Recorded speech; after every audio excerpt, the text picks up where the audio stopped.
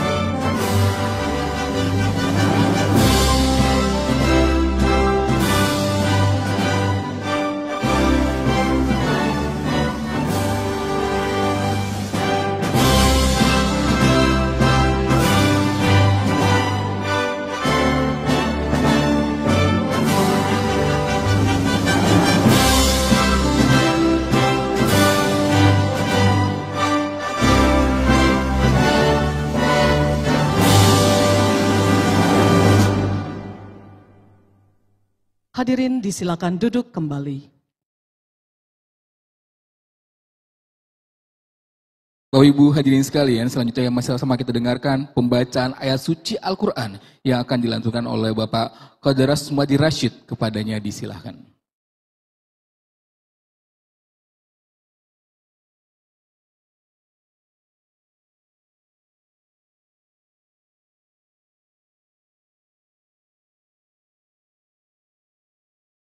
Assalamualaikum warahmatullahi wabarakatuh.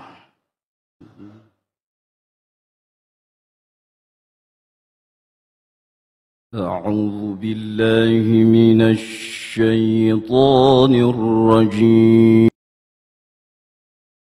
والذين استجابوا لربهم وأقاموا الصلاة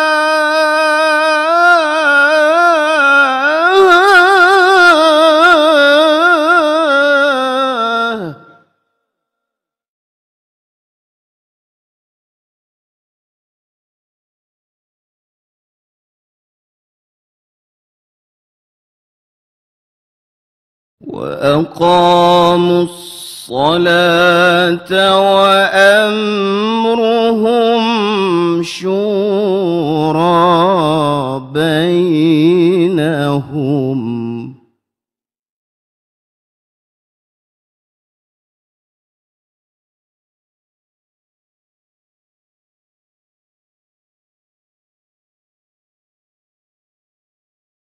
وأمرهم شورى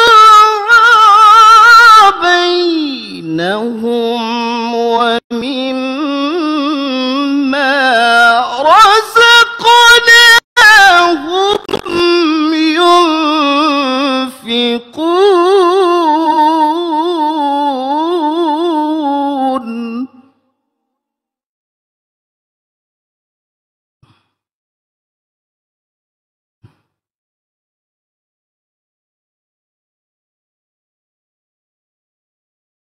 والذين إذا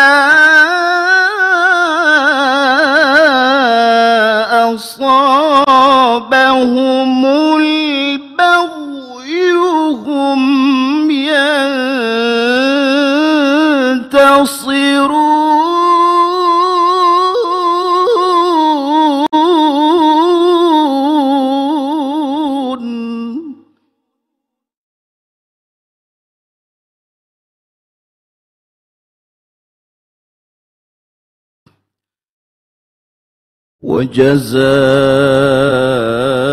وجزاء سيئة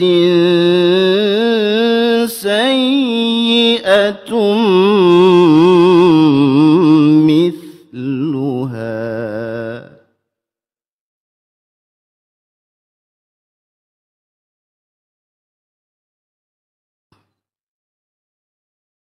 فمن عفا وأصلح فأجره على الله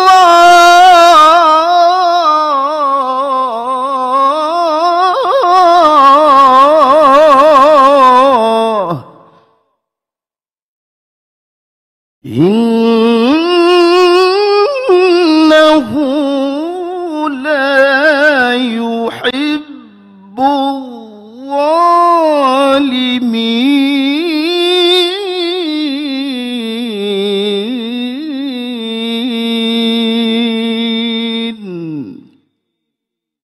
صدق الله العلي العظيم.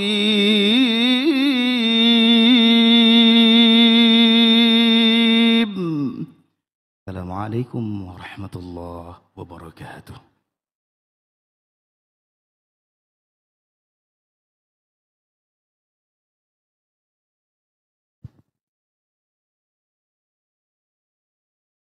Terima kasih kami ucapkan kepada Bapak Qadras Madi Rashid atas ayat suci yang dilantunkan. Bapak Ibu sekalian, beliau adalah juara STQ tahun 2023. Terima kasih sekali Pak Qadar Fahri. Bapak Ibu hadirin sekalian, demi keberkahan dan kelancaran acara kita akan doa bersama. Dan doa akan dipimpin oleh Direktur Penerangan Agama Islam, Ditjen Bimas Islam Kementerian Agama Republik Indonesia. Kepada Bapak Dr. Haji Ahmad Zayadi MPD, disilakan.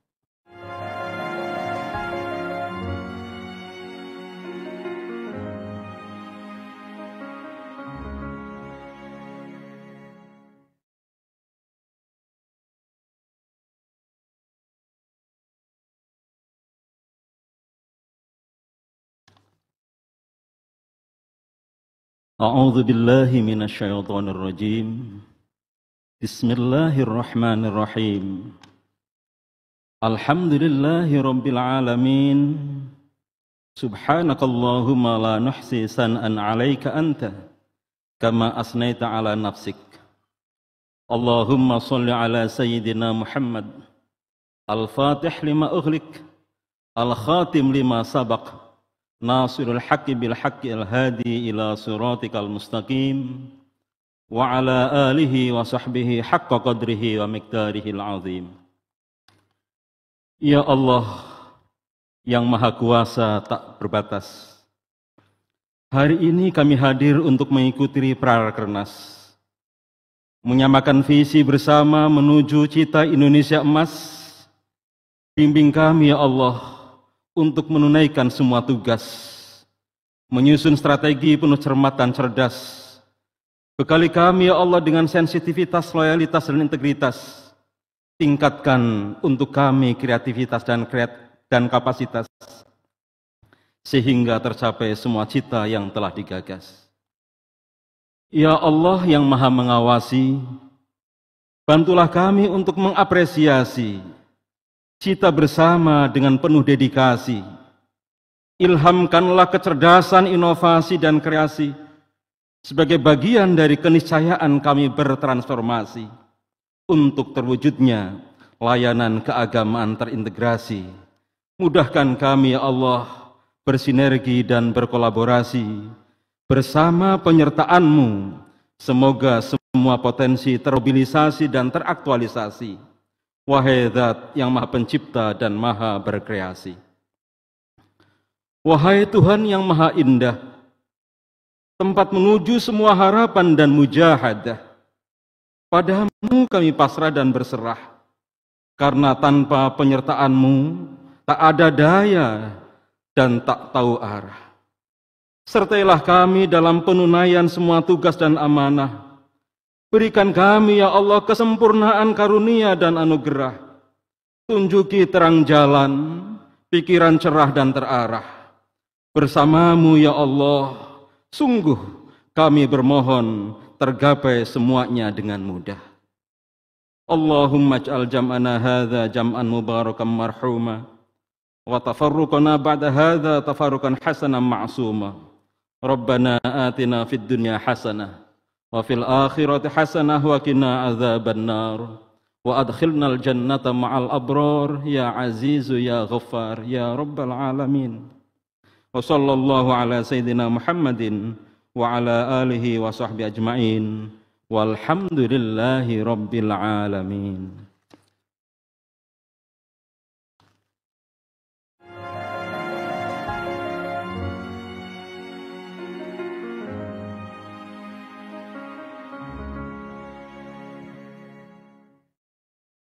Terima kasih Pak Ahmad Zayadi atas doa yang telah disampaikan.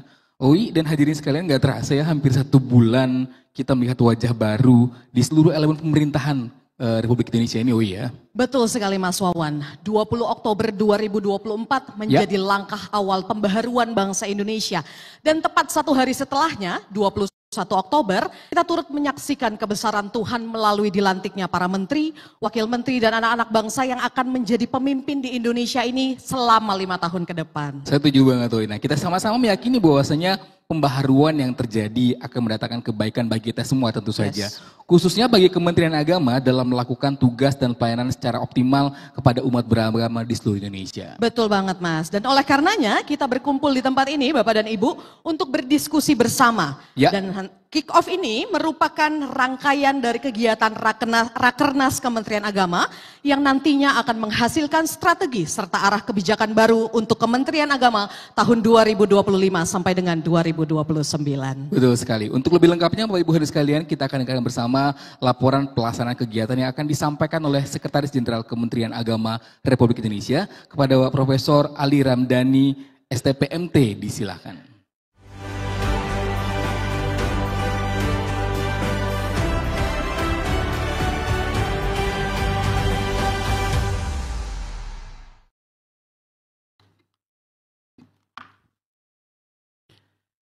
Assalamualaikum warahmatullahi wabarakatuh.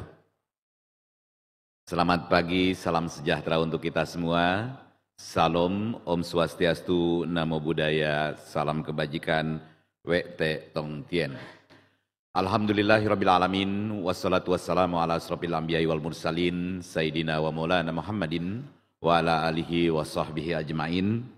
Alimil ulama nal kiram, wabil khusus Al-Mukarram, Al-Muhtaram, Menteri Agama Republik Indonesia, Profesor Kiai Haji Nasaruddin Umar, dan kita berdoa mudah-mudahan beliau senantiasa dianugerahi kesehatan dan kesuksesan di dalam memimpin sebuah organisasi yang besar, Kementerian Agama. Yang kita muliakan Al-Mukarram Dr. Romo Muhammad Syafi'i, Wakil Menteri Agama Republik Indonesia, yang wajahnya kelihatan cerah karena baru memperoleh energi dari tanah leluhurnya. Ya. Yang kita muliakan, yang kita hormati bersama Ketua Komisi 8 DPR RI, Kiai Haji Marwanda Sopang, mitra kita, orang yang senantiasa memberikan perhatian pada kita bersama, agar penyelenggaraan kegiatan layanan keagamaan maupun pendidikan agama dan keagamaan dapat berjalan dengan baik.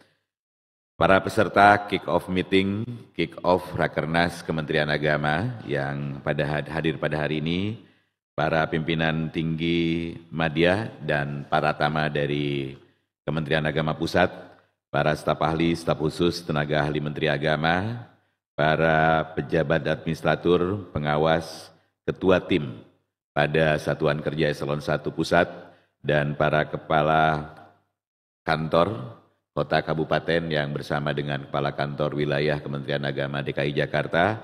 Dan pada hari ini kita melakukan kick-off dengan melakukan model hybrid yang pada hari ini juga dihadiri, izinkan saya untuk menyapa para pimpinan perguruan tinggi keagamaan negeri, para Kepala Kantor Wilayah Kementerian Agama Provinsi se-Indonesia, para Kepala Kantor Kementerian Agama Kabupaten Kota, Kepala Balai dan Loka Pendidikan Pelatihan Keagamaan, Kepala Balai Penelitian dan Pengembangan Agama, para pimpinan UPT Asrama Haji, Kepala Lembaga Percetakan Al-Quran, para sekretaris Kopertais, para kepala madrasah, para kepala kantor urusan agama. Karena hari ini kita melakukan secara hybrid, maka izinkan saya melakukan sebuah pola adaptasi. Kalau masa lalu kita menyapa dalam sambutan itu hadirin hadirat, izinkan saya menyapa dengan sapaan kekinian, hadir in, hadir out yang berbahagia. Mengawali segala sesuatunya tentu meniscayakan pada kita semua selaku insan yang beriman untuk senantiasa memanjatkan puji dan syukur kehadirat Ilahi Robbi, Ilahi Robbuna, Tuhan yang Maha Kuasa yang pada hari ini telah memperkenankan kita semua dapat bersilaturahmi, bermuajahah, bersilatul qalb, bersilatul fik, dalam kerangka membangun persepsi bersama, merancang visi bersama, yang kemudian dibingkai di dalam sebuah kegiatan yang pada hari ini disebut sebagai kick-off meeting Rakernas dengan tema besar menyatukan langkah mewujudkan daya saing umat untuk kemaslahatan masa depan. Selanjutnya, salawat dan salam semoga senantiasa tercurah limpahkan pada junjungan kita Nabi besar Muhammad SAW, para keluarganya, para tabi'in dengan doa dan harapan, semoga kita senantiasa istiqomah megang ajarannya hingga kelak di yaumil jaza, di yaumil qiyamah kita memperoleh syafaat darinya. Bapak Menteri yang saya hormati, hadirin hadirat yang berbahagia, sebelum menyampaikan laporan kegiatan ini, izinkan saya untuk mengucapkan terima kasih atas kehadiran Bapak dan Ibu, terutama pada Bapak Menteri Agama, Bapak Wakil Menteri Agama, serta Ketua Komisi 8 yang telah berkenan menghadiri kegiatan ini. Tak lupa kami ucapkan juga selamat bergabung pada seluruh peserta kick-off meeting yang telah hadir secara daring dari seluruh penjuru negeri. Selanjutnya kami ucapkan terima kasih atas bimbingan dan arahan langsung kegiatan ini, di mana Pak Menteri memimpin langsung tentang arah dan orientasi termasuk operasionalisasi kegiatan kick-off meeting termasuk di dalam Rakernas. Terima kasih Pak Menteri, terima kasih Pak Wamen. Bapak Menteri yang saya hormati, berikut akan kami sampaikan laporan pelaksanaan kegiatan kick-off Rakernas yang sebagaimana kita sepahami bersama bahwa tema besar kita adalah menyatukan langkah mewujudkan daya saing umat untuk kemaslahatan bangsa. Menyatukan langkah ini tentu dimaksudkan bahwa kita bersama-sama seirama dengan frekuensi yang sama membangun kesepahaman tentang apa yang akan kita rancang bangun untuk memberikan layanan terbaik dari Kementerian Agama. Ada dua amanat besar di RPJMN 2025-2029, kata kuncinya adalah cerdas dan kata kunci berikutnya adalah kemaslahatan. Sehingga tema besar berikutnya adalah mewujudkan daya saing bangsa sebagai bagian dari ghoyah atau tujuan dari kecerdasan dan untuk kemaslahatan masa depan. Adapun maksud dari kegiatan ini adalah sarana silaturahmi bagi kita bersama, untuk melakukan koordinasi dalam kerangka membangun sinergi, langkah bersama untuk meningkatkan kinerja Kementerian Agama pada periode 2024-2029. Adapun tujuan kegiatan ini adalah yang pertama bahwa kita berharap pimpinan satuan kerja memiliki pengetahuan yang utuh tentang arah kebijakan Kementerian Agama periode 2024-2029. Dan yang kedua adalah menyamakan persepsi dalam kebijakan Kementerian Agama yang harus dilaksanakan pada periode 2024-2029. Dan selanjutnya adalah merancang bangun, menyusun konsep outlook Kementerian Agama pada periode 2024-2029 sebagai bahan evaluasi pelaksanaan program dan kebijakan. Bapak Menteri Agama yang kami hormati, hadirin yang berbahagia, selanjutnya kami laporkan bahwa setelah kegiatan seremonial pembukaan dan di dalamnya ada arahan sekaligus sambutan dari Bapak Menteri Agama. Kami pun berharap ada arahan dari Ketua Komisi 8 DPR RI dari Pak Marwanda Sopang untuk memberikan pencerahan dan mewarnai program kerja kita untuk periode 2024-2029. Kegiatan kick-off meeting ini dilanjutkan dengan diskusi dan arahan. Yang pertama adalah arahan dari Wakil Menteri Agama mengenai program dan kebijakan Kementerian Agama dalam perspektif Astacita. Yang kedua adalah sosialisasi draft Renstra Kementerian Agama yang akan dilakukan oleh Biro Perencanaan dan Penganggaran. Kemudian untuk mengawal segala sesuatunya tentu dibutuhkan sumber daya yang handal, maka transformasi sumber daya manusia pada Kementerian Agama akan dihantarkan diskusinya oleh Biro Kepegawaian. Dan selanjutnya juga sebagai salah satu ciri kita menapaki dunia mutakhir, maka di dalam diskusi pada hari ini juga dilakukan pembahasan tentang transformasi digital pada Kementerian Agama. Selanjutnya untuk merangkum, merumuskan segala sesuatunya, maka akan dilakukan pembahasan melalui Badan Pengembangan Sumber Daya Manusia dengan tema Outlook Kementerian Agama 2025-2029. Dan tentu saja bahan-bahan diskusi ini merupakan bagian yang terintegrasi, bagian yang penting, yang kemudian akan menjadi ruh, jiwa, pelengkap dari apa yang akan kita bahas di dalam Rakernas, yang rencananya akan diselenggarakan pada tanggal 14 sampai dengan tanggal 15 sampai dengan tanggal 17 November 2024. Bapak Menteri dan hadirin yang berbahagia, demikian laporan yang dapat kami sampaikan. Selanjutnya mohon kiranya Bapak Ketua Komisi 8 DPR RI untuk memberikan arahan sambutan pada kita semua. Selanjutnya Bapak Menteri Agama juga kami mohon untuk memberikan arahan sekaligus membuka kegiatan secara resmi, kegiatan kick-off Rakernas Kementerian Agama.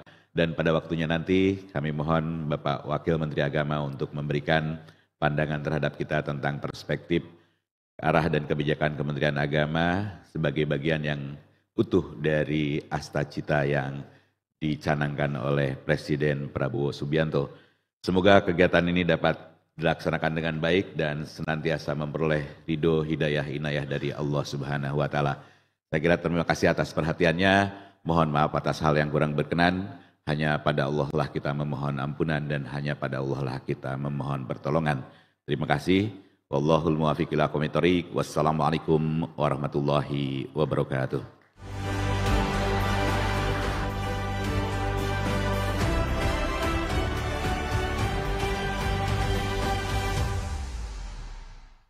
Terima kasih banyak Pak Sekjen atas laporan yang telah disampaikan. Izin saya mau memberi pantun dulu. Udah tegang aja tadi ya.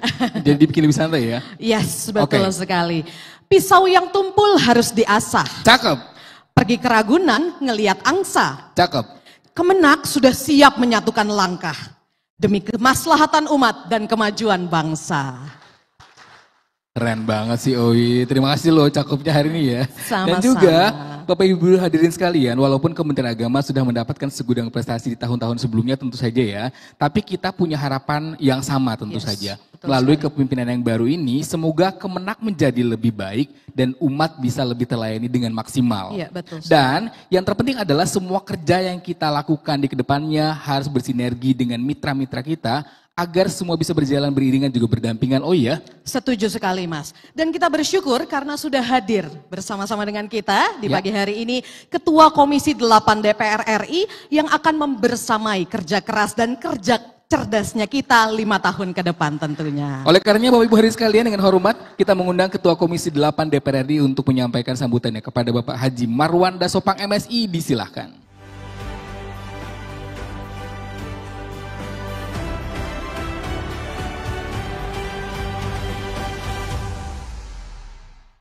Assalamualaikum warahmatullahi wabarakatuh. Alhamdulillahi rabbil alamin. Wassalatu wassalamu ala rasulillah. Amma ba'du. Yang saya hormati, banggakan, muliakan Kiai Haji Profesor Dr. Nasaruddin Umar, pemimpin kita, pemimpin baru, stok lama. Sudah paham sudut-sudut di Kementerian Agama, setelah itu melanglang buana di berbagai penjuru. Sekarang menjadi pemimpin kita. Maka karena itu ada harapan baru. Sekjen Profesor Dr. Ali Ramdhani yang saya hormati, Wakil Menteri Agama Abang Anda Romo Muhammad Syafi'i, para eselon 1, eselon 2 di Kementerian Agama yang saya hormati, para Kanwil dan Kankemenak seluruh Indonesia, UPT dan Balai yang saya hormati. Syukur Alhamdulillah, pagi hari ini kita bisa bersama seluruh aparatur di ruangan yang berbahagia ini untuk menyatukan langkah. Tentu ini sesuatu yang akan mencatatkan tonggak sejarah buat kita untuk melangkah ke depan. Karena itu patut kita bersyukur. Dan mari kita memperbanyak salawat dan salam kepada Rasulullah SAW. Mudah-mudahan pertemuan kita ini penuh barokah. Terima kasih Komisi 8 diikutkan memberikan sambutan di acara kita yang luar biasa ini. Kami ada beberapa catatan di dalam rapat-rapat di Komisi 8, tentu kami berharap ini menjadi bagian dari pelaksanaan program kita ke depan. Yang pertama,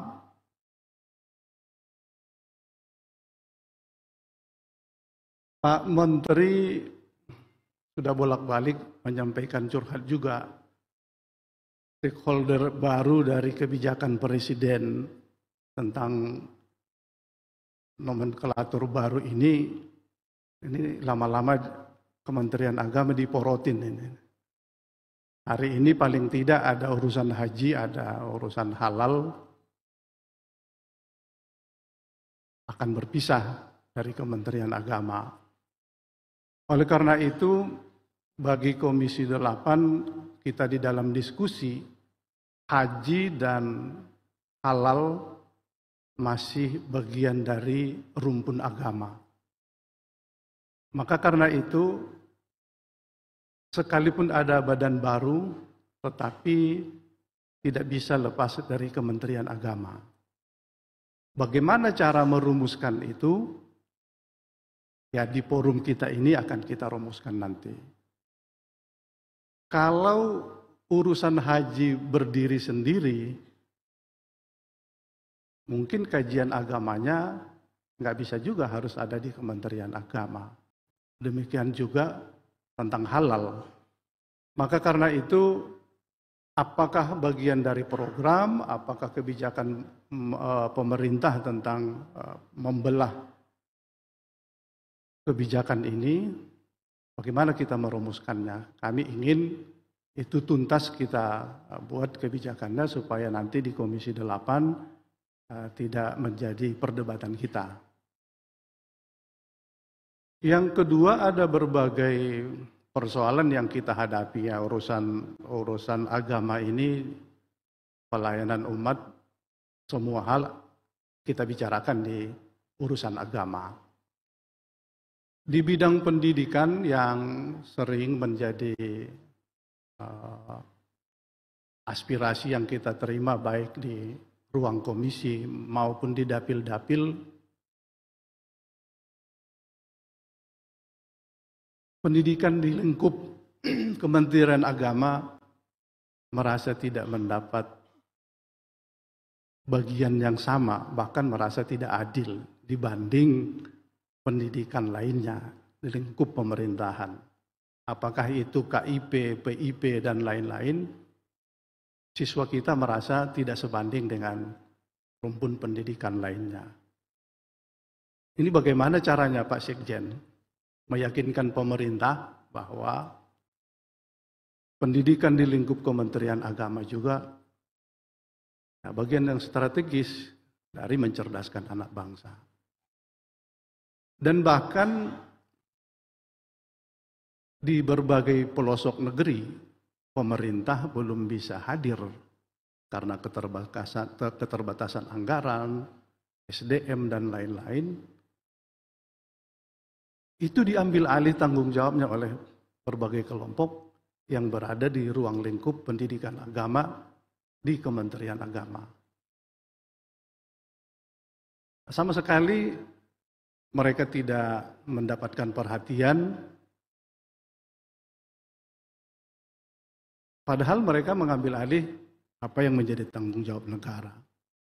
Ini perlu kita yakinkan pemerintah supaya masyarakat kita yang sudah memberikan pikiran, tenaga, mereka ya paling tidak ada insentif yang mereka dapatkan dari pemerintah. Ini menjadi tantangan kita. Tentu sekaligus dengan tenaga pengajar, Pak Menteri. Kita kalau berkeliling di dapil, melihat pemerintah tidak hadir, tapi ada lembaga pendidikan di lingkup Kementerian Agama, kalau kita tanya gurunya, itu dapat berapa insentifnya? 200.000 satu bulan, Pak. Jadi setiap bulan 200.000, iya bulan depan 200.000 kalau ada. Jadi 200.000 itu tidak selalu ada kalau ada 200.000. Mereka tetap mengabdikan dirinya mencerdaskan anak-anak di sudut-sudut negeri. Bagaimana kita menangani ini? Ini hal yang penting kita rumuskan, cara meyakinkan pemerintah kita ini seperti apa. Berbagai hal di lapangan ini menunjukkan, mungkin nanti di Dirjen Pendis bisa juga menyajikan data. Ternyata pilihan para orang tua maupun anak-anak kita itu berada di pendidikan lingkup keagamaan. Bahkan yang umum bisa bersaing dan tidak ada siswanya. Nah, kalau ini sudah kenyataan, pemerintah harus mengalokasikan. Kalau sekolah-sekolah yang lain sudah kosong, kenapa tidak dialihkan anggarannya? Nah, bagaimana kita cara meyakinkan ini? Saya kira mungkin dari perspektif anggaran, SDM, dan lain-lain itu penting. Kami baru menerima delegasi, baru kemarin Pak Menteri. Ada beberapa STT, Sekolah Tinggi Teologi, yang tutup karena kecukupan guru besarnya tidak ada. Karena nggak ada guru besar, STT-nya ditutup. Nah, ini kita menjadi rugi, peran masyarakat yang turut serta memberikan dedikasinya itu tidak berlanjut karena guru besarnya tidak ada. Langkah-langkah seperti ini bagaimana kita mengatasinya? Maka Rakernas kali ini tentu ini sangat strategis, ini menjadi program yang terukur kita evaluasi ke depan karena kita sudah mencatatkan langkah-langkah yang akan kita ambil masa-masa yang akan datang. Kalaupun urusan halal dan haji ada di badan, saya pikir tidak terlepas, kita harus rumuskan juga di Rakernas kita ini, karena Dirjen Haji saya kira punya catatan yang cukup sulit kita mengatasi persoalan perhajian kita. Ada jamaah tunggu yang cukup panjang, ada kenaikan pembiayaan haji yang setiap tahun naik, dan itu menjadi persoalan. Padahal haji bagian dari puncak beragama dari umat kita. Sementara profil jamaah kita tidak semuanya yang punya kemampuan yang mumpuni untuk melaksanakan ibadah haji. Kalau kajian kita ini sudah sangat strategis dan kita mendapatkan jalan keluar, ini panduan bagi badan untuk melaksanakan perhajian sama saya akan datang. Komisi 8, apapun keputusan yang kita rumuskan di dalam Rakernas ini, kami akan mendukung, dan kami juga turut serta meyakinkan kepada pemerintah bahwa hak dari Kementerian Agama, terutama tadi bagian kita untuk mendapatkan kesempatan anak-anak itu, ya PIP dan KIP itu harus kita dapatkan.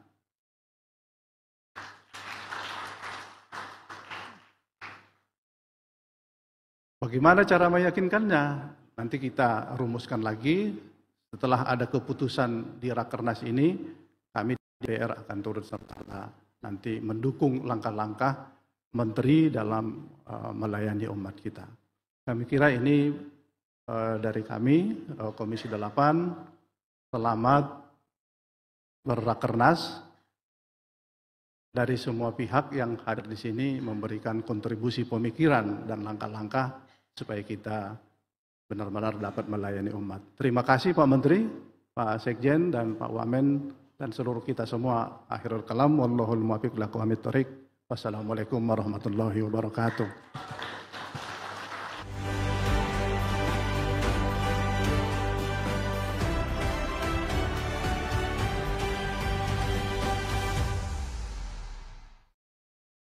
Terima kasih banyak Pak Haji Marwan atas sambutannya. Dan kita berharap kerjasama yang akan terjalin ke depannya antara Kementerian Agama dengan Komisi 8 DPR RI bisa terjalin dengan lebih baik lagi. Betul banget Oi. Dan Bapak Ibu sekalian, selain harus menjaga kerjasama yang baik, sebagai bagian dari bangsa Indonesia kita harus berani bertransformasi dan melangkah keluar dari zona nyaman tentu saja. Karena di depan sana ada banyak sekali tantangan yang akan kita hadapi, jadi sekarang kita harus menyiapkan senjata yang kuat untuk menghadapi semuanya, Oi. Ya, setuju sekali Mas Wawan. Umat punya harapan besar terhadap pemerintahan yang baru ini. Ya. Oleh karenanya kita harus kerja keras, kerja cerdas, dan juga kerja tuntas. Setuju. Selanjutnya kita akan dengarkan bersama arahan Menteri Agama Republik Indonesia terkait arahan dan kebijakan Kementerian Agama tahun 2025-2029 sekaligus membuka acara secara resmi. Kepada yang terhormat Profesor Dr. Kiai Haji Nasaruddin Umar MA, disilahkan.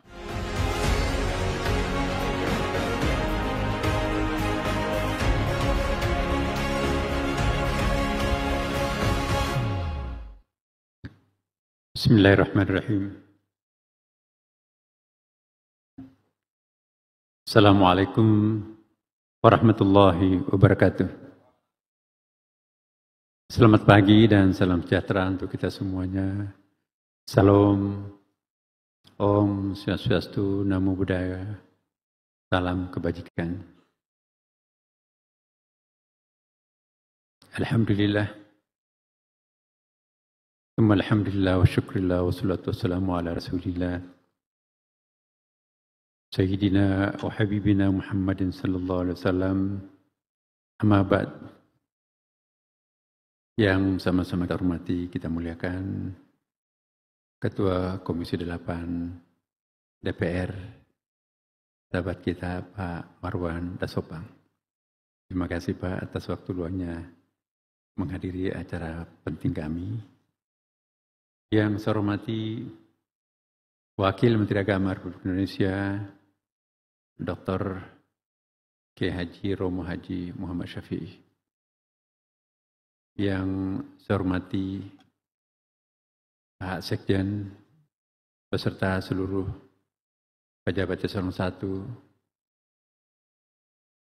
Yang saya hormati seluruh pejabat eselon 2. Termasuk Kepala Kantor Wilayah Kementerian Agama di seluruh Indonesia, para rektor, dan juga staf khusus, Bapak Ibu sekalian. Izinkan saya membagi dua sambutan saya ini dengan sedikit agak konseptual ya. Karena saya ingin sekali sebetulnya, kalau ini kita sepakati bersama, mempertajam kembali visi Kementerian Agama. Apakah selama ini visi Kementerian Agama tidak tajam? Kenapa harus dilakukan revitalisasi atau reinforcing visi Kementerian Agama? Pertama saya ingin mengingatkan bahwa Kementerian Agama ini bukan kementerian biasa. Kementerian Agama terlahir sebagai suatu produk historis yang sangat monumental. Ini bisa kita lihat dalam bukunya Profesor Rashidi dan beberapa buku yang lain. Kehadiran Kementerian Agama ini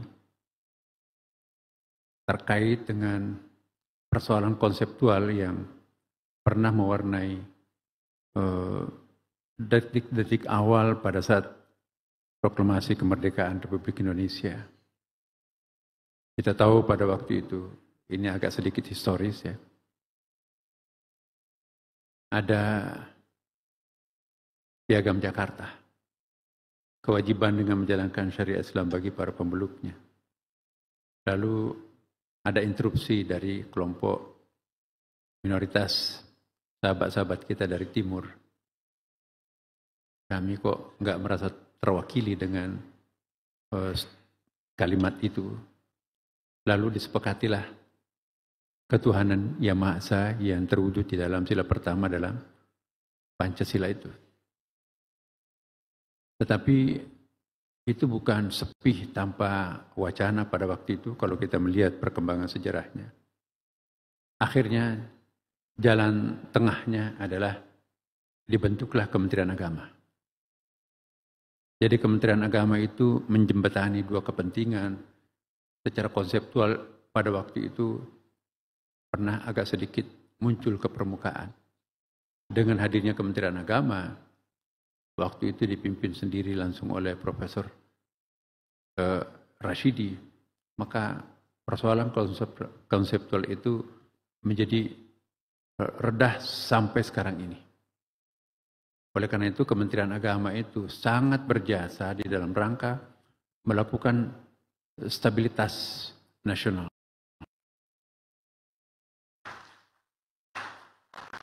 Karena itu Kementerian Agama kita harus betul-betul memelihara dan mempertahankannya. Karena Kementerian Agama tidak bisa dipisahkan dengan berdirinya NKRI. Sejarah ini harus dipahamkan kepada generasi pelanjut kita nantinya. Jangan sampai nanti historical background daripada Kementerian Agama ini tidak terperhatikan sehingga nanti kita akan menempuh jalur atau jalan-jalan yang pada saatnya Kementerian Agama itu tidak lagi sesuai dengan visi utamanya menstabilkan bangsa. Bagi saya pribadi tidak persoalan Kementerian Agama itu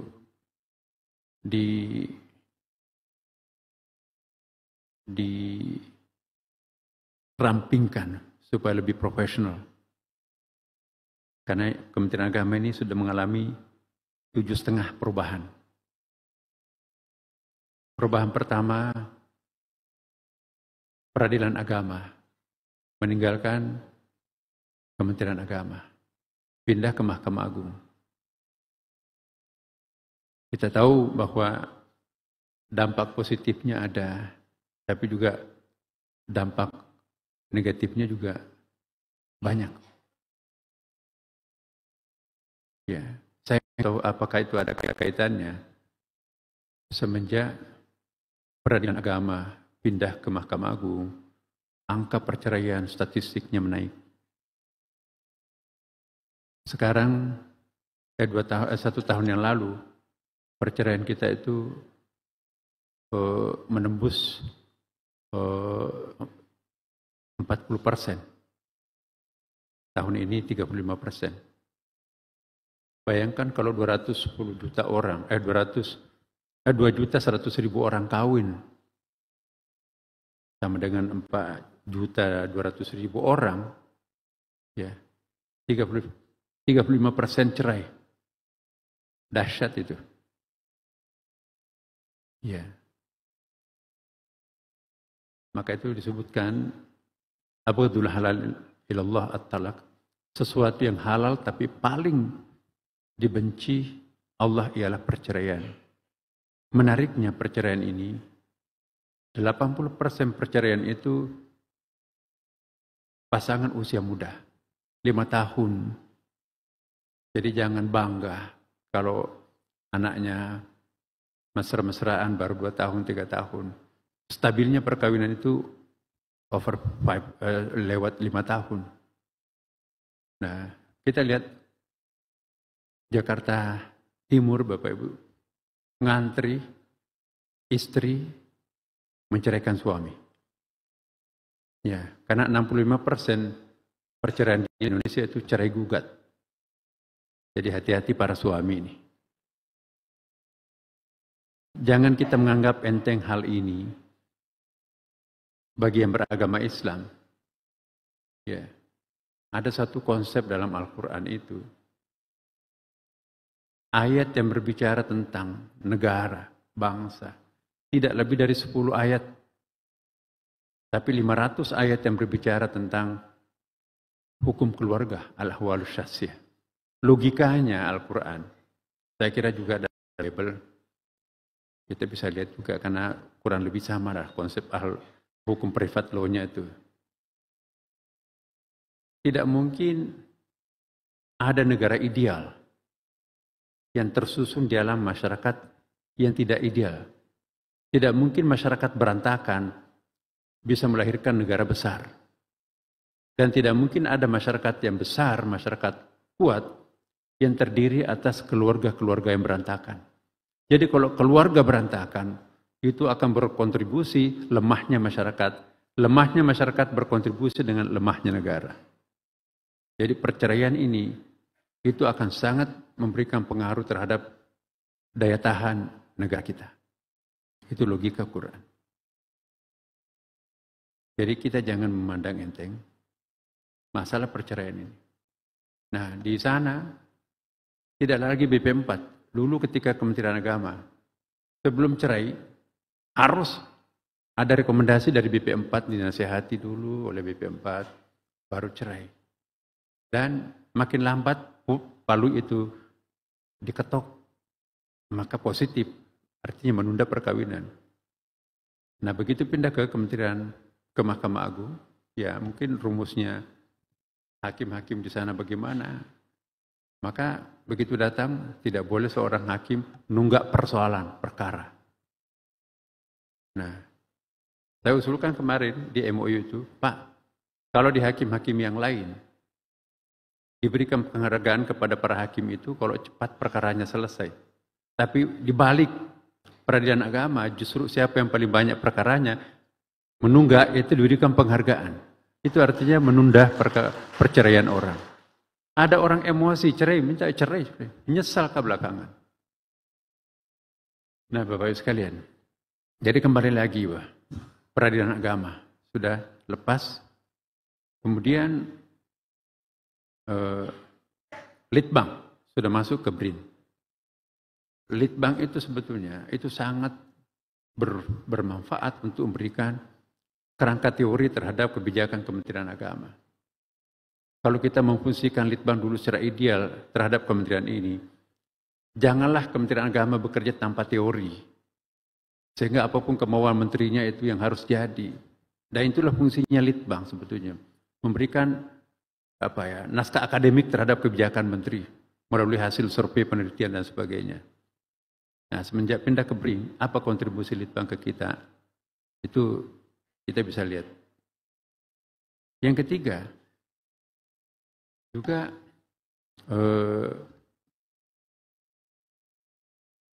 pindah dulu zakat, Bapak Ibu. Sepenuhnya di bawah otoritas Kementerian Agama. Sekarang muncul Basnas, Badan Nasional Zakat. Wakaf dulu juga otoritas sepenuhnya di bawah Bimas Islam. Sekarang ini muncul BWI, Badan Wakaf Indonesia. Ya, sudah berapa itu? 4, 5. Nah, kemarin haji, ya, dipimpin oleh suatu badan, ya, dan wakilnya setingkat dengan menteri. Jadi kewenangan haji nanti akan dalam konsep kepresnya itu akan diambil alih secara operasional oleh Badan Pelaksanaan Haji. Kemudian juga jaminan produk halal.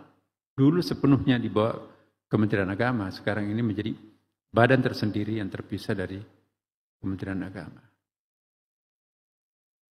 Jadi yang ada di Kementerian Agama apa? Pendidikan.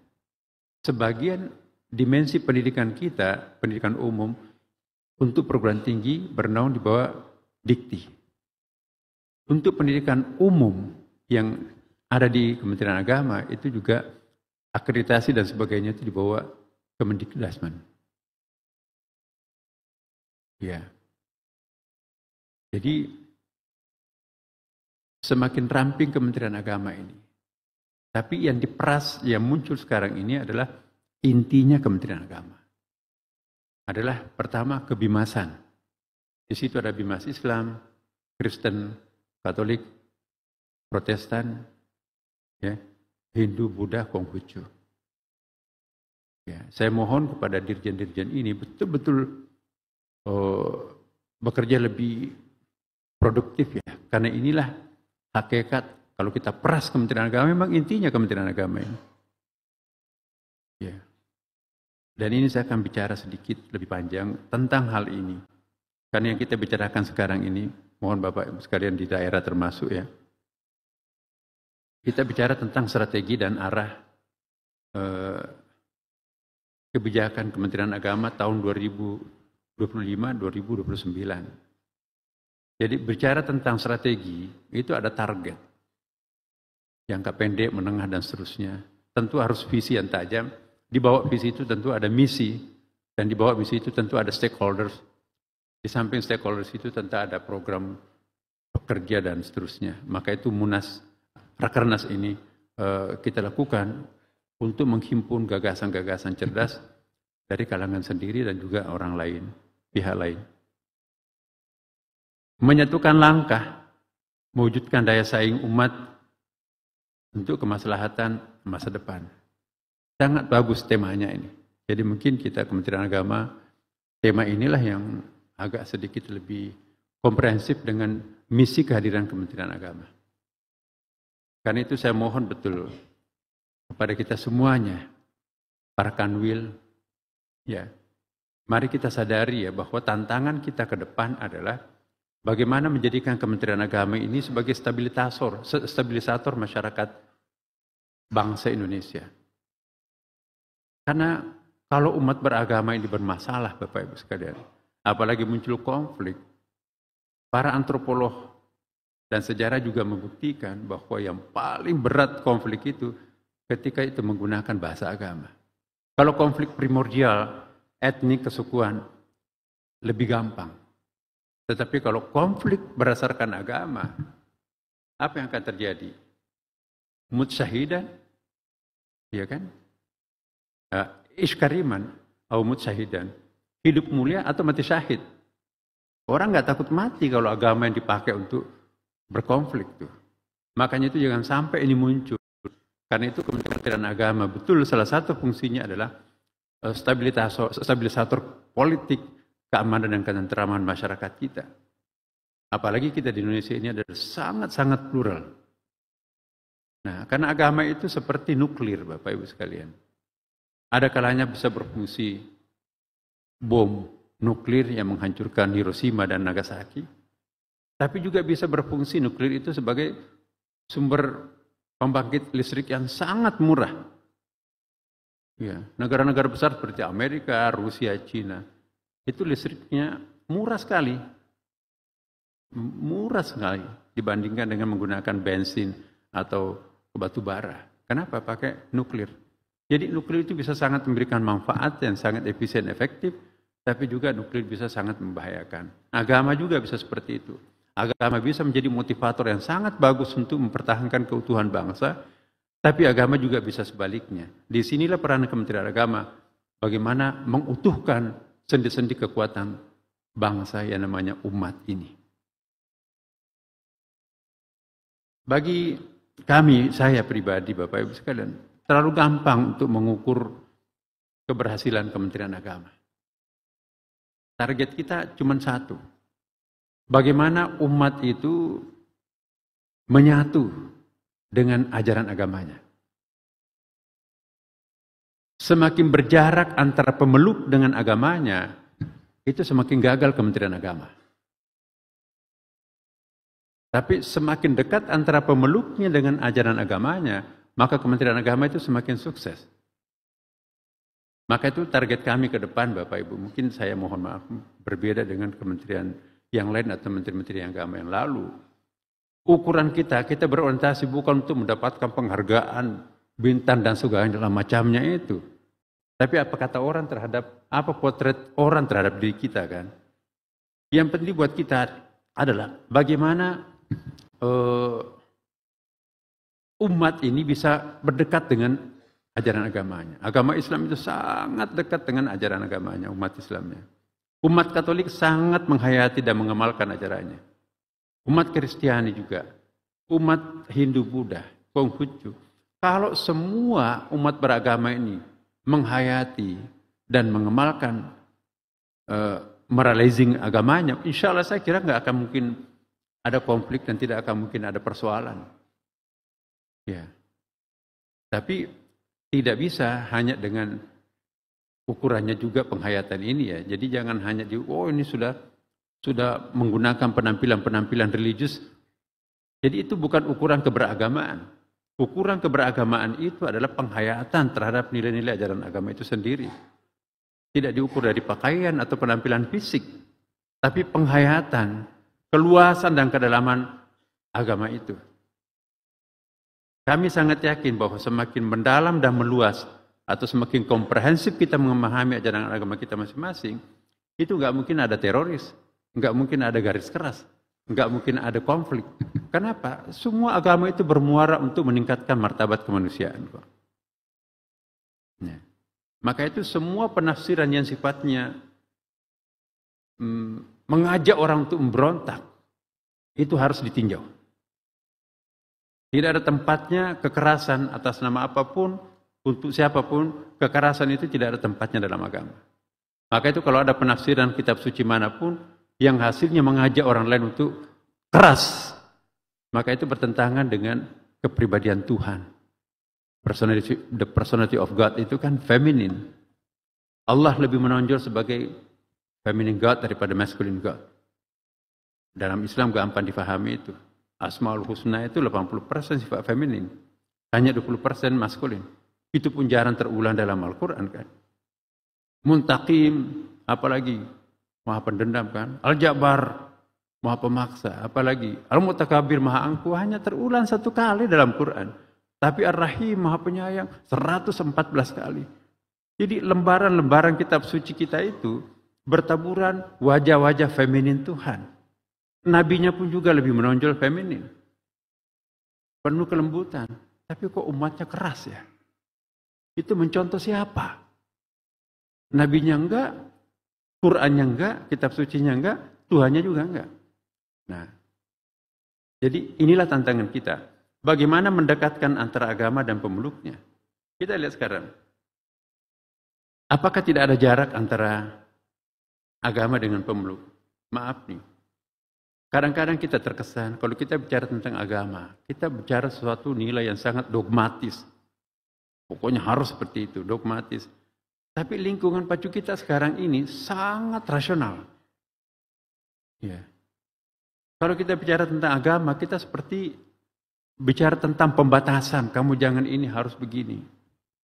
Padahal kita bicara lingkungan pacu kita, itu membebaskan. Apa saja semuanya boleh. Ya. Kita bicara tentang agama, tidak bisa dipisahkan dengan masa lampau. Para nabi penganjur kita kembali kepada masa lampau. Seolah-olah patronnya itu adalah masa lampau. Lingkungan pacu kita sekarang ini, seolah-olah kita ditantang untuk 1000 tahun yang akan datang. Future oriented. Kita bicara tentang agama, seolah-olah kita bicara tentang sesuatu yang sangat konservatif, statis, kaku, tradisional. Tapi lingkungan pacu kita sekarang ini begitu liberal ya, dinamis, mobile, dan sophisticated, canggih. Kita bicara tentang agama, kita bicara tentang sesuatu yang sangat tekstual. Bicara tentang diri kita sekarang ini sangat kontekstual.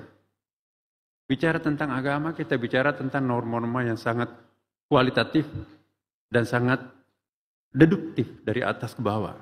Lingkungan pacu kita sekarang ini luar biasa, sangat kuantitatif. Alat kebijakan kita itu adalah statistik, polling, pendapat. Ya. Sangat induktif dari bawah ke atas. Nah, split personal ini muncul bagi umat beragama. Kalau kita ke masjid, suasana kebatinan kita lain kan.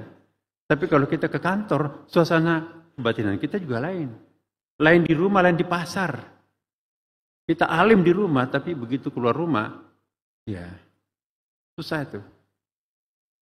Di rumah malaikat, tapi di luar rumah iblis. Nah, jadi what's wrong? Apa yang salah?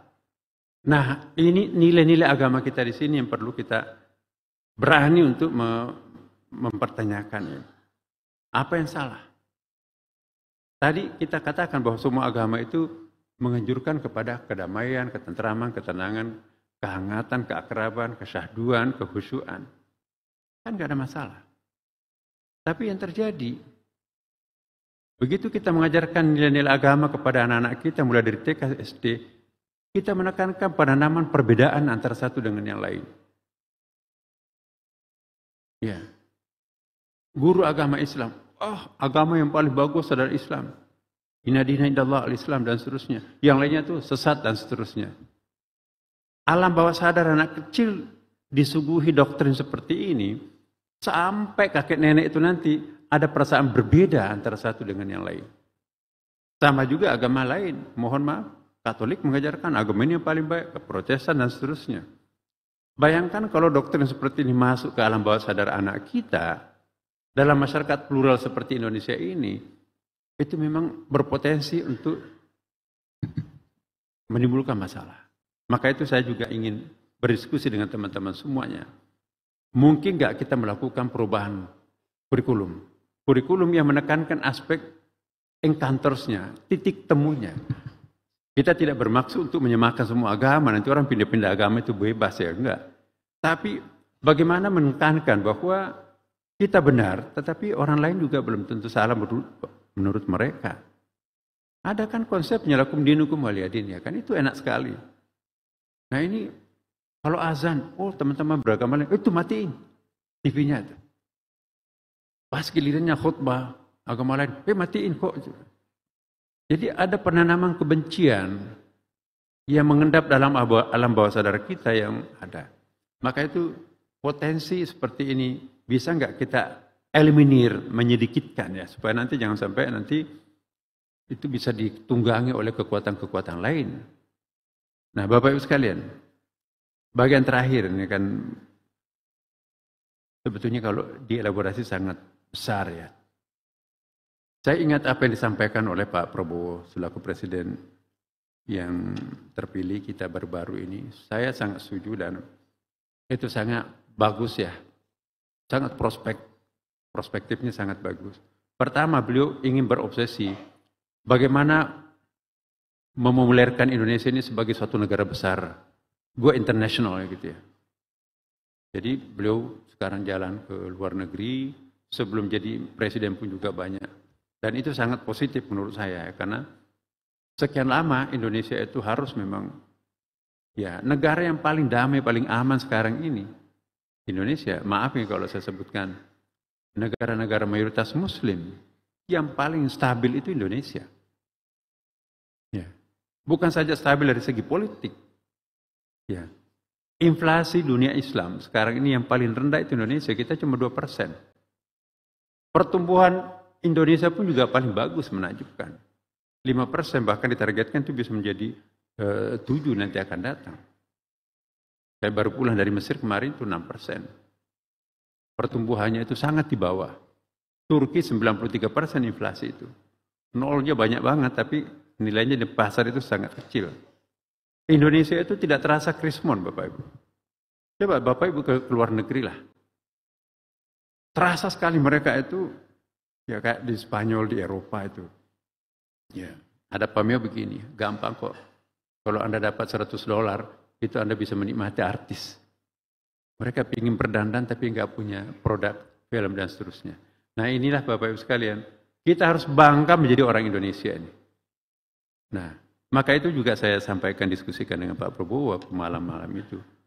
Iya, bahwa sudah waktunya Indonesia go international, mengambil peran-peran internasional. Dan insya Allah Pak Prabowo juga diminta juga oleh dunia Islam sekarang ini untuk menjadi bridging, jembatan untuk menjembatani para pihak. Tidak ada negara yang paling diterima semua pihak kecuali Indonesia dalam urusan konflik internasional. Indonesia dekat dengan Cina, dekat dengan Amerika. Ya. Karena itu beliau dipandang sebagai satu kepala negara yang sangat mahal sekarang ini. Jadi geopolitik kita itu sangat strategis, berada di posisi silang, dan kita jauh dari Israel, pusat konflik itu. Semua negara tetangga Israel itu inflasinya sangat terpuruk, dan pertumbuhannya sangat rendah. Nah, tidak terkecuali Israelnya itu sendiri kan. Saya baru baca tadi ya, bahwa sekitar 45% penduduk Israel itu eksodus.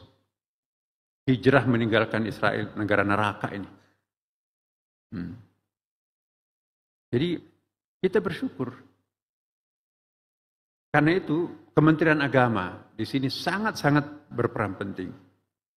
Karena agama ini adalah faktor yang paling kuat untuk mensolidkan bangsa ini. Ya. Di samping tentunya lain ada bahasa Indonesia dan seterusnya.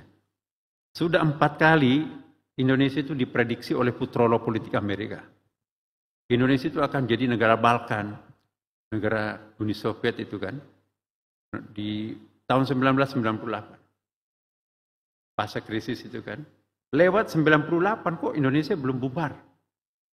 Diprediksi lagi tahun 2004. Indonesia itu udah dibagi-bagi tuh, siapa yang akan ngambil Papua, negara besar mana yang akan mengambil Kalimantan. Lewat tahun 2004 itu nggak ada apa-apa di Indonesia. Diprediksi lagi bahwa 2018 Indonesia itu akan hancur seperti negara-negara Balkan menjadi sekian negara kan. Lewat 2018, terakhir 2020, Indonesia itu akan terbagi sekian banyak negara. Tapi lewat lagi. Akhirnya mereka berkesimpulan negara yang paling susah diprediksi adalah Indonesia. Ada apa Indonesia ini?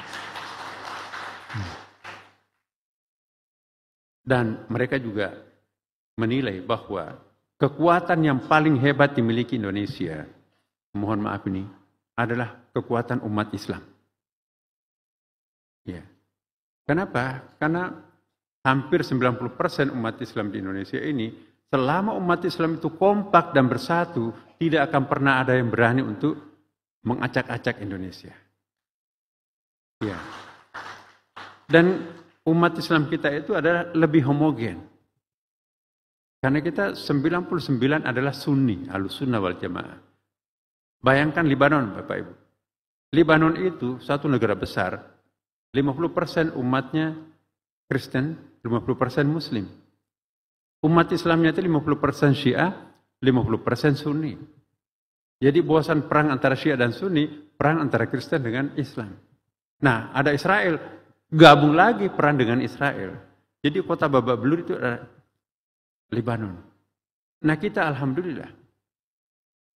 Negara Sunni itu paling enak diperintah loh Bapak Ibu. Karena teologinya itu adalah teologi Sami'na wa ta'na terhadap pimpinannya. Ya.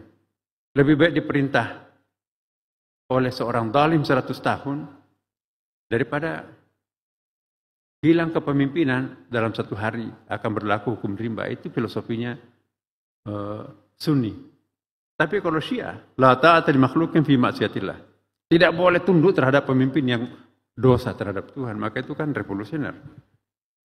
Nah, kita sudah teologinya Sunni, sudah masyarakatnya paternalistik, apa kata pimpinan itu kata rakyatnya. Sudah paternalistik, patriarkal. Ya. Jadi Profesor Snok-Burgronya, gurunya Snok-Burgronya itu adalah Profesor Salomon Kaiser. Dia paham bahasa Indonesia, tapi nggak pernah ke Indonesia, hanya sampai di Singapura. Ya, ada cara yang paling gampang untuk menjinakkan Indonesia. Ya, apa itu? Pokoknya kita pompakan semangat Sunni, Syafi'i, Imam Syafi'i. Ya, karena falsafahnya Fiqh Syafi'i itu sangat patriarkal, kata Salomon Kaiser. Apa kata laki-lakinya? Itu kata perempuannya. Dan juga masyarakat Indonesia itu sangat paternalistik. Apa kata rajanya? Itu kata rakyatnya. Jadi dua simpulnya, kuasai rajanya, kuasai laki-laki, Anda akan menguasai Indonesia. Maka itu kalau ke Belanda, Bapak Ibu, negara satu jengkal begini kok bisa menjajah Indonesia gitu kan? 1/4 jam itu motong itu Belanda itu, tapi kok menjajah sekian lama Indonesia karena dia tahu strateginya. Bagaimana menjinakkan Indonesia. Nah sekarang Bapak Ibu sekalian, Kementerian Agama itu juga harus punya visi yang tajam ke depan. Ya, kita menjadi faktor yang sangat penting untuk stabilisator untuk bangsa kita nanti akan datang. Karena itu kita jangan kalah membuat produk-produk yang unggulan seperti hanya tim ekonominya Pak Prabowo. Itu luar biasa solidnya. Maka tim religinya Kementerian Agama ini adalah Kementerian Agama bersama dengan kolega-kolega kita yang lain. Kita jangan kalah. Karena itu mari teman-teman semuanya, mari menciptakan suatu kreasi-kreasi di Kementerian Agama ini, ya, menciptakan sesuatu yang baru, sesuatu yang lain yang sangat proaktif, yang bisa mengelaborate perbedaan yang ada menjadi satu kesatuan, dan insya Allah kita sudah punya pangkalan pendaratannya. Saya percaya wajah-wajah Yang di depan saya ini adalah wajah cerdas. Teman-teman juga cukup.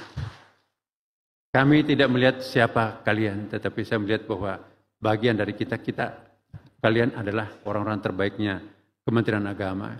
Mari kita mulai dari lembaran baru sekarang ini untuk membangun visi yang tajam, bagaimana menciptakan Indonesia baru yang solid dan juga bersaing dengan negara-negara yang akan datang.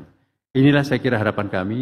Selanjutnya nanti menyangkut masalah teknis, kami juga sudah menginventarisir masalah-masalah Bapak Ibu sekalian. Kami juga diam-diam seminggu ini, masalah-masalah mikro yang ada di Irjen apa yang perlu dibenahi, banyak sekali Bapak Ibu. Tidak saya sampaikan di sini. Apa persoalan di lingkungan kebimasan, bimas Islam banyak sekali persoalan. Bimas-bimas agama lain. Apalagi pendis. Ya. Kemudian juga haji. Maka itu saya mohon betul Bapak Ibu. Mari kita seperti apa yang disampaikan oleh Pak Prabowo. Ada tiga indikasi yang pertama, mari kita membuat Indonesia terkenal di luar negeri. Dengan menjual nilai jual yang sangat pantas. Yang kedua adalah pembersihan. Pembersihan. Kemarin rapat terakhir Pak Presiden itu. Betul-betul sekali lagi bahwa kalau ada orang-orang yang tidak benar di kantornya, saya berikan mandat kepada kementerian. Menteri itu sepenuhnya harus melakukan pembersihan di kementeriannya. Jangan takut, saya di sampingnya. Maka itu mohon maaf ya Bapak Ibu sekalian. Mungkin pernah ada jenis-jenis permainan yang pernah dilakukan di masa lampau. Saya minta hentikan sekarang juga. Ya, termasuk saya pun juga.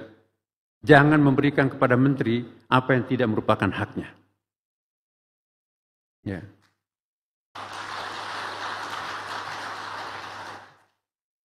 Pokoknya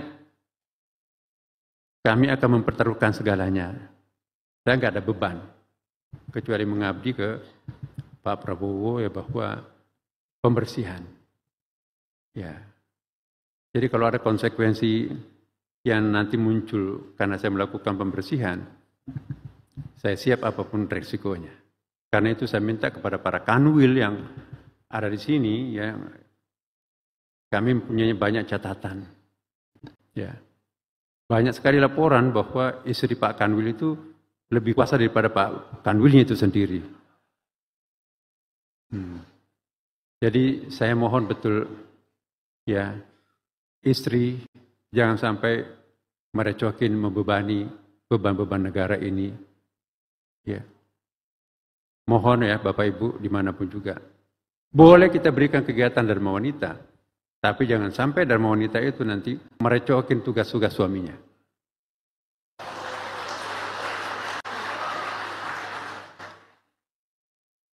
Ya.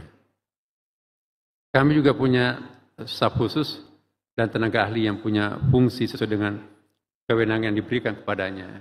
Saya juga minta kepada tim khusus saya berkali-kali itu. Jangan sampai nanti tim staf khusus mau bermain proyek atau mau bermain promosi jabatan. Ya. Kami tidak ingin mendengarkan staf khusus atau tenaga ahli kami yang mendampingi kami itu membuka-buka lembaran-lembaran yang sifatnya angka-angka di kepegawaian. Ada tugasnya. Maka itu saya mohon betul, saya insya Allah bersama Pak Wamen akan menegakkan kebersihan di Kementerian Agama. Iya. Dan juga saya minta pada rekan-rekan datang, supaya jangan diwakili. Benar-benar pada saat itu saya juga akan tongkrongin, ya, kami juga akan melibatkan, mohon maaf ini, saya sebetulnya tidak menyampaikan, kami juga akan melibatkan Kejaksaan, KPK, mengawal seluruh program Kementerian Agama. Kami sudah bicara dan insya Allah besok itu mulai akan datang. Kita undang secara resmi. Bahkan juga melibatkan intelijen. Siapa yang bermain, itu kami punya banyak mata sekarang ini.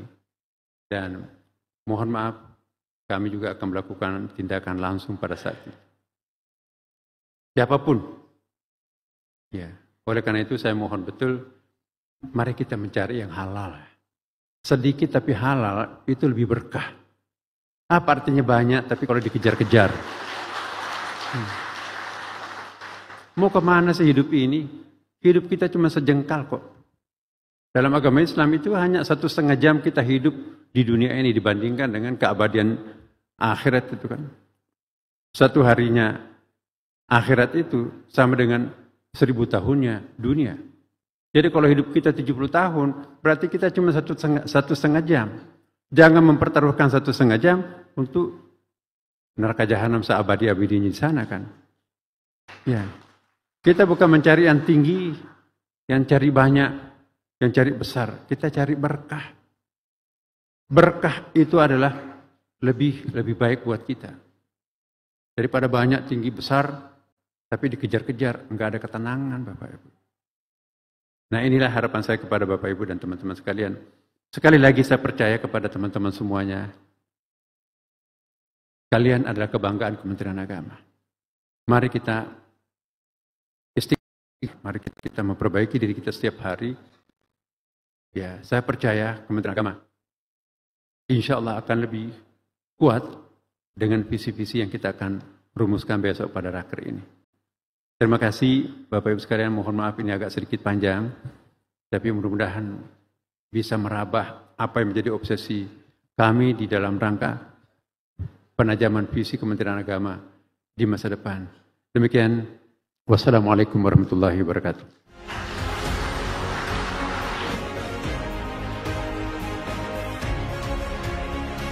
Terima kasih Pak Menteri atas sambutannya. Mohon kesediaannya untuk berdiri dulu Pak Menteri, kita foto bersama dulu Pak. Baik, ya. Kami mohon kesediaan teman-teman dari fotografer mengambil gambar di atas panggung. Sekali lagi kami mohon kesediaan para hadirin semuanya untuk berdiri. Silakan teman-teman. Oke, sudah siap? Cukup. Kita mulai. 3, 2, 1. Sekali lagi 3, 2, 1. Boleh jangan bawa tangannya pertanda semangat Bapak. Mudah-mudahan kita berdua semangat. 3, 2, 1. Sekali lagi 3, 2, 1. Terima kasih Bapak. Silahkan duduk kembali. Teman-teman fotografer juga terima kasih.